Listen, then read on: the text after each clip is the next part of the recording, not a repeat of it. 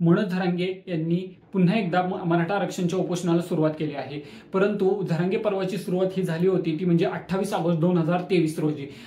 मराठा समाजाची सर्वप्रथम मागणी माथाडी कामगार नेते अण्णासाहेब पाटील यांनी मार्च 1980 मध्ये केली होती।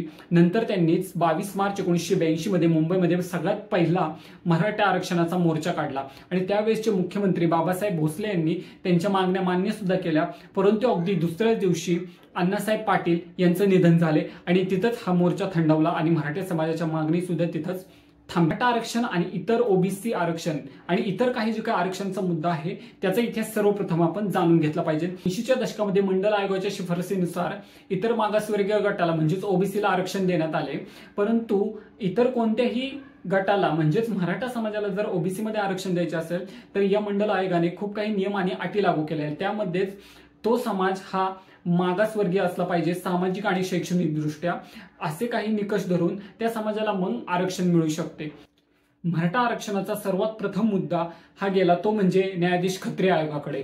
1995 मध्ये महाराष्ट्रातील मागासवर्गीय आयोगाचे अध्यक्ष न्यायाधीश खत्रे यांच्याकडे मराठा आरक्षणाचा मुद्दा गेल्यानंतर त्यांनी 2000 साली एक अहवाल सादर केला, ज्या अहवालामध्ये त्यांनी सांगितले की मराठा जातीची काय पोटजात आहे म्हणजे कुणबी मराठा किंवा मराठा कुणबी ह्या पोट जातीला सरसकट ओबीसी मध्ये समावेश केला, परंतु ज्याच्या प्रमाणपत्रावर फक्त आणि फक्त मराठा असा उल्लेख आहे त्यांना मराठाचा ओबीसी मध्ये प्रवेश देण्यास नाकारण्यात आले। म्हणजेच खत्रे आयोगाने सर्वप्रथम जे काही कुणबी मराठा किंवा मराठी कुणबी यांचा उल्लेख आहे त्यांना सरसकट ओबीसी मध्ये प्रवेश दिला, परंतु जे काही मराठा आहेत त्यांना दिलेला नाही।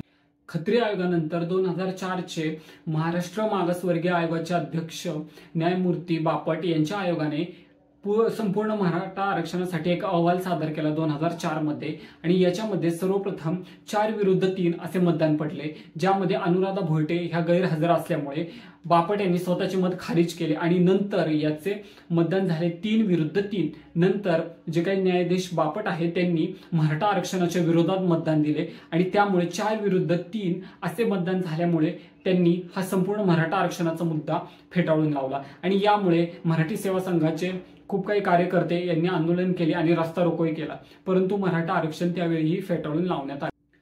खत्री आयोग आणि बापट आयोगानंतर 2009 साली ज्यावेळी महाराष्ट्राचे मुख्यमंत्री अशोक चव्हाण होते त्यावेळी सराफ आयोगाची नेमणूक करण्यात आली आणि त्यावेळी अनेक रस्ता रोको आणि अनेक आंदोलनं झाली। छत्रपती शिवाजी महाराजांचे वंशज छत्रपती संभाजीराजे आणि छत्रपती उदयनराजे हे सुद्धा मराठी सेवा संघाने सुरू केलेल्या आंदोलनामध्ये सामील झाले। यावेळी अशोक चव्हाण मुख्यमंत्री असताना मराठा समाजाची स्वतंत्र 25% आरक्षणाची मागणी होती, परंतु ही मागणी सुद्धा या सराफ आयोगाने फेटाळून लावली आणि इथे सुद्धा मराठी आरक्षणाचा मुद्दा हा फेटाळून लावण्यात आला आणि मराठी आरक्षण मिळाले नाही। 2014च्या निवडणुका जशा जवळ येऊ लागल्या तसतसा मराठा आरक्षणाचा विषय हा वेगाने पुढे वाढू लागला। त्यावेळी आघाडीचे सरकार असणारे राष्ट्रवादी काँग्रेसचे सरकार, त्यावेळेचे त्या सरकारमध्ये असणारे माजी मुख्यमंत्री आणि तत्कालीन उद्योग मंत्री नारायण राणे यांनी मराठा आरक्षणासाठी एक समिती स्थापन करण्यात आली आणि त्या समितीला आपण राणे समिती असे म्हणतो, जी सराफ आयोगानंतर स्थापन झालेली आहे।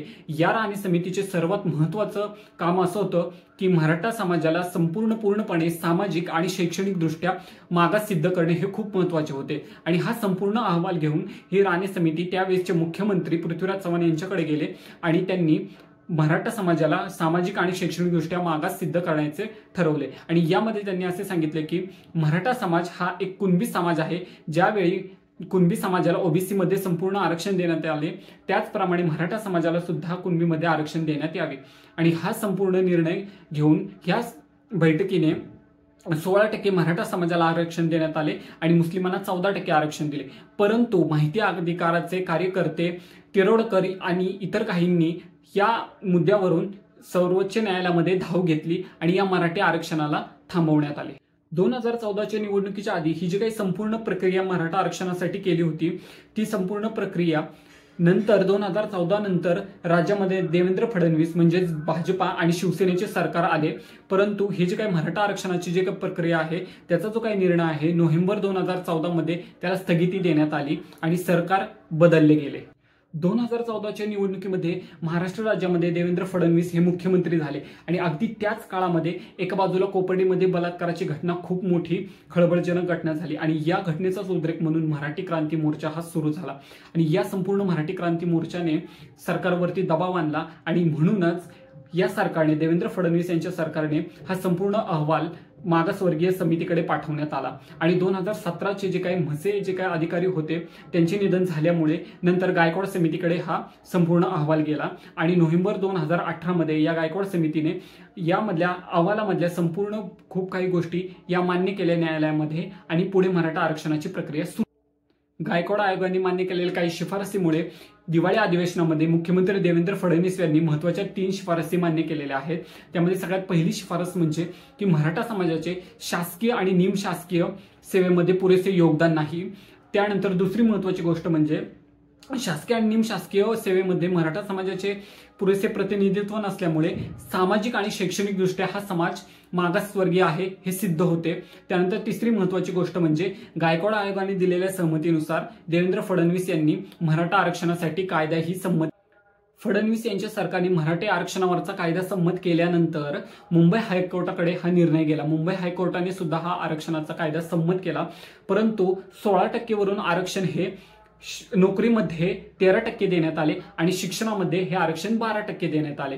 परंतु हा राज्य सरकारने केलेला निर्णय होता आणि याच निर्णयाला सुप्रीम कोर्टामध्ये घेऊन गेल्यानंतर डॉक्टर जयश्री पाटील यांनी यावरती याचिका दाखल केली आणि त्यांचे पती गुणरत्न सदावर्ते यांनी ही केस यशस्वीपणे लढली आणि याला संपूर्ण सुप्रीम कोर्टाने रद्द करण्यात आले आणि मराठी आरक्षणाचा कायदा हा असंविधानिक आहे हे ठरवण्यात आले आणि यामुळे देवेंद्र फडणवीस यांच्या काळातला मराठी आरक्षणाचा कायदा सुद्धा इथं रद्द झाला.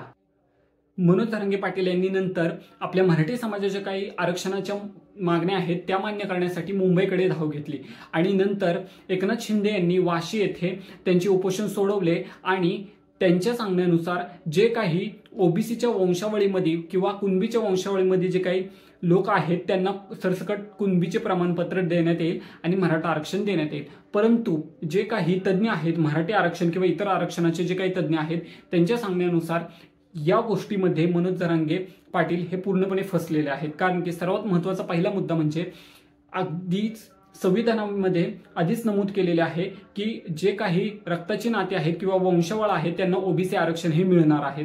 त्यामुळे जे काही कुणबी लोक होते त्यांना हे आरक्षण मिळणार हे साहजिकच होते.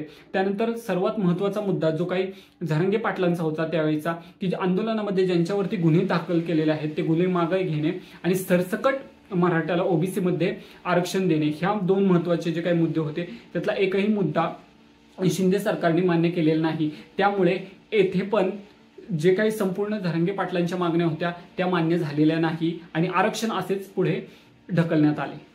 आता नुकतेच आपण पाहिले की मनोज जरांगे अजून सुद्धा मराठा आरक्षणाला पुढे उपोषणाला बसलेले आहे किंवा आंदोलन करत आहेत. परंतु एक सगळ्यात महत्त्वाचा प्रश्न म्हणजे मराठा आरक्षण किंवा इतर कोणतेही आरक्षण हा फक्त सत्तेचा किंवा सरकारचा म्हणजेच विधिमंडळाचा प्रश्न नसून हा प्रश्न संपूर्णपणे न्यायालयाचा सुद्धा आहे आणि यासाठी मराठा समाजाने न्यायालयीन सुद्धा लढाई लढलेली आहे. परंतु न्यायालयाकडून काहीही त्याचा फायदा झालेला नाही आणि आरक्षण रद्द झालेले आहे कारण की 50%च्या वरती हे आरक्षण असंविधानिक ठरवले जात आहे. त्यामुळे मराठा आरक्षण हा मुद्दा फक्त आंदोलनाने किंवा सरकारकडून होणारा नाही तर तो संपूर्णपणे न्यायालयीन प्रश्न आहे.